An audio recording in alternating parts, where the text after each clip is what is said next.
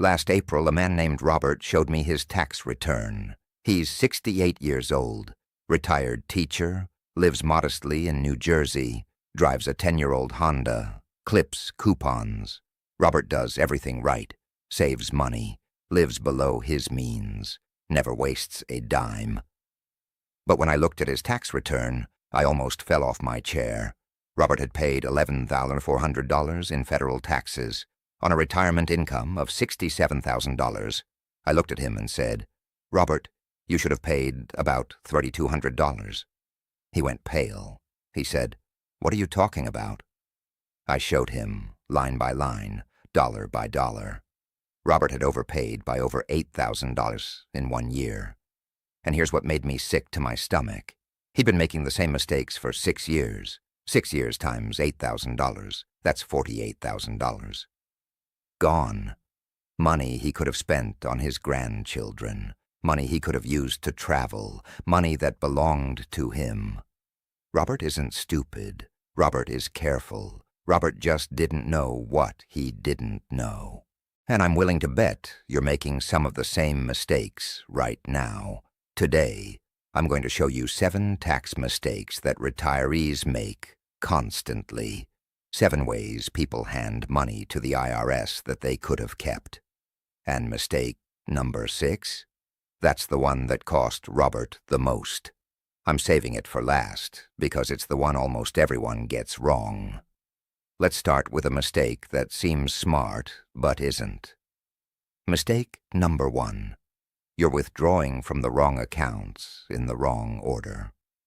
My neighbor Frank retired in 2018 at 60x, good pension, Social Security, and about $400,000 in his 401k. Every year Frank needed about $20,000 extra to cover his expenses, so he pulled it from his 401k. Made sense, right? That's what it's there for. Wrong. Frank didn't realize that every dollar from his 401k is taxed as ordinary income. He was adding $20,000 to his taxable income every single year. But here's what Frank also had. A Roth IRA with $80,000 in it.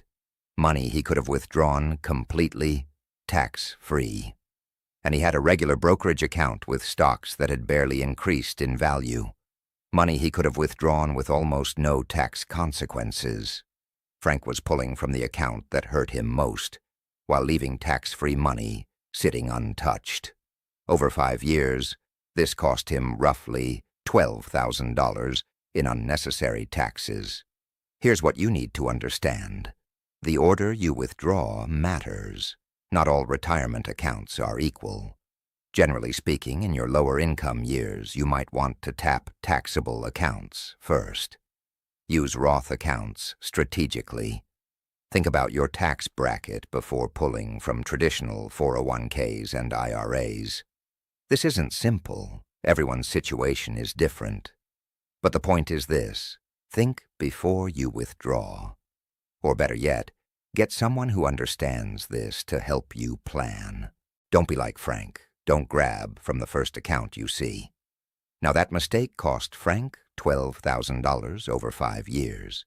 But this next mistake, this one can cost you that much in a single year.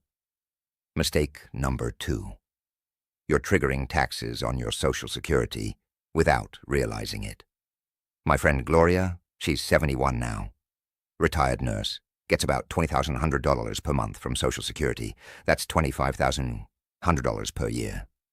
Gloria thought Social Security was tax-free. That's what she'd always heard. Government benefit, right? Not taxable. Wrong. So wrong. Here's what nobody tells you. Up to 85% of your Social Security can be taxed, depending on your other income. There's something called combined income. It's your adjusted gross income, plus half your Social Security, plus any tax-exempt interest. If that number crosses certain thresholds, your Social Security starts getting taxed. Gloria had a small pension, about $18,000 per year, and she was withdrawing $15,000 from her IRA annually. When you add it all up, Gloria's combined income pushed her over the threshold. Suddenly, about 60% of her Social Security became taxable. That's an extra $15,000 added to her taxable income. Just like that. Gloria had no idea this was happening until her accountant showed her. Here's what you need to understand. Every dollar you withdraw from an IRA or 401k doesn't just get taxed itself. It can also trigger taxes on your Social Security. It's like a trap, a torpedo that hits you from the side. Some people can reduce this by withdrawing less from traditional accounts, by using Roth accounts instead, by timing their income differently. But you can't solve a problem you don't know exists. Now you know. So plan for it. Are you still with me? Good. Because this next mistake is one the IRS loves. Mistake number 3. You're not using the 0% capital gains bracket. I know, that sounds too good to be true. 0% taxes on investment gains? Come on. But it's real. And most retirees completely miss it. My cousin Anthony, he's 69. He had stocks in a regular brokerage account. Stocks he'd bought 20 years ago. They'd grown from $50,000 to $120,000. That's $70,000 in gains. Anthony was scared to sell. He thought he'd owe a fortune in capital gains taxes. But here's what Anthony didn't know. If your taxable income is below a certain threshold, roughly $89,000 for married couples filing jointly in 2024, your long-term capital gains rate is 0. 0. Anthony was retired. His taxable income was about $52,000. He had room under that threshold. He could have sold some of those stocks, realized the gains, and paid nothing. Then he could have immediately bought them back at the higher price, resetting his cost basis. This is called tax gain harvesting. It's legal, it's smart, and almost nobody does it. Anthony didn't know. His accountant never mentioned it. He just sat on those stocks, terrified of a tax bill that didn't have to exist. Here's what you need to understand.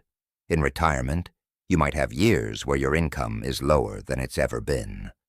Those are golden years for tax planning. Don't just sit there. Look at your investments. Talk to someone who understands this. The 0% bracket is real. Use it before it's gone. Okay, 3 mistakes, down, 4 to go. And these next mistakes are the ones that really add up over time. Mistake number 4, you're not deducting medical expenses correctly. My friend Carmine, God bless him, he's 78. Had a rough year in 2022, knee replacement, physical therapy, hearing aids, the works. He spent over $14,000 out of pocket on medical expenses that year. When he filed his taxes, he claimed 0 medical deductions. I said, Carmine, what happened? You spent a fortune on medical bills. He said, my accountant told me I couldn't deduct them. That wasn't entirely wrong, but it wasn't entirely right either. Here's how medical deductions work. You can only deduct medical expenses that exceed 7.5% of your adjusted gross income. And you have to itemize. Carmine's income was about $65,000. 7.5% of that is roughly $4,995. He spent $14,000. That means about $9,125 was potentially deductible. At a 22% tax rate, that's over $2,000 in tax savings that he missed. Why did he miss it? Because his accountant assumed he should take the standard deduction. Didn't even look at the numbers. Here's what you need to understand. If you have a big medical year, and many retirees do, run the numbers. Compare itemizing versus the standard deduction. Sometimes itemizing wins, especially when you add up medical expenses, state taxes, and charitable donations together. Don't assume, calculate. And speaking of things people miss, this next mistake costs retirees hundreds every single year. Mistake number 5. You're not considering state taxes in your retirement planning. My friend Vincent lived in New York his whole life. Born in Brooklyn, worked in Manhattan, raised his kids on Long Island. When Vincent retired, he stayed put. Why would he leave? His whole life was there. Here's what Vincent didn't think about. New York has one of the highest state income tax rates in the country, and it taxes most retirement income. Vincent's neighbor, same job, same savings, retired and moved to Florida. Florida has no state income tax. Zero. Over 10 years of retirement, Vincent's neighbor saved roughly $40,000 in state taxes compared to Vincent. Now look, I'm not saying everyone should move to Florida. There are lots of reasons to stay where you are: family, friends, community. But you should at least know what it's costing you. Some states don't tax Social Security. Some states don't tax pensions. Some states have no income tax at all. If you're flexible about where you live, understanding state taxes could save you thousands every year. Don't be blind to this. Know what you're paying and why. We're getting close now. 2 mistakes left. And this next one? This is the one that hit Robert the hardest. The $8,000 per year mistake I promised you. Mistake number 6. You're not converting to Roth during your low-income years. Remember Robert, the retired teacher who overpaid by $8,000 per year? This was his biggest mistake. Robert retired at 62. His pension didn't start until 65.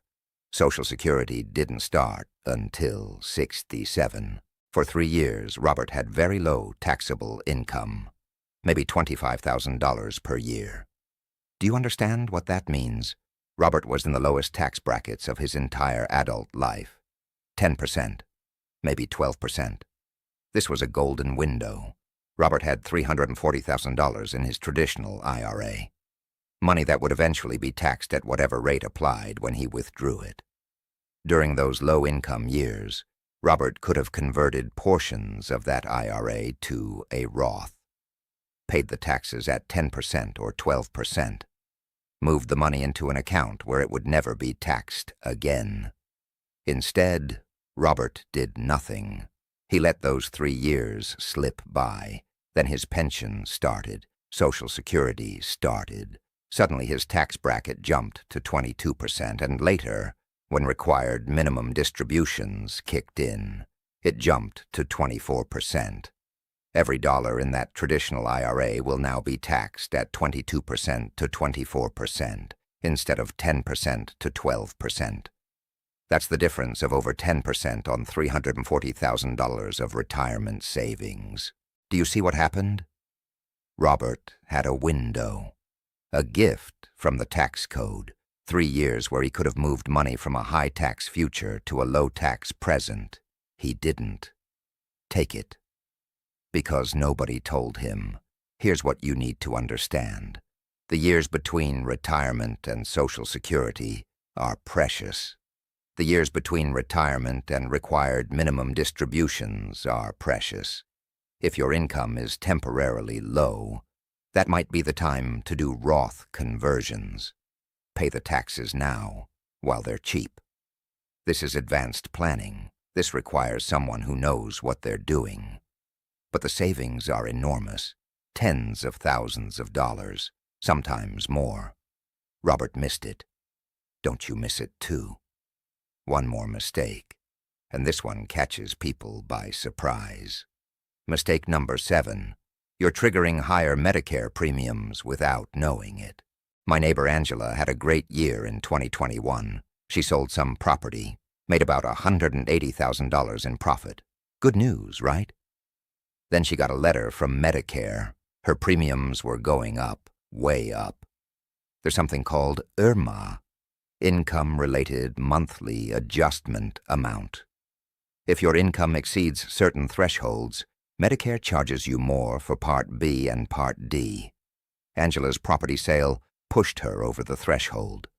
Her Medicare premiums increased by over $200 per month for the entire next year. That's $2,400 extra because of one financial decision.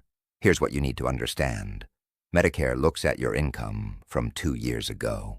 So a spike in 2021 affects your premiums in 2023.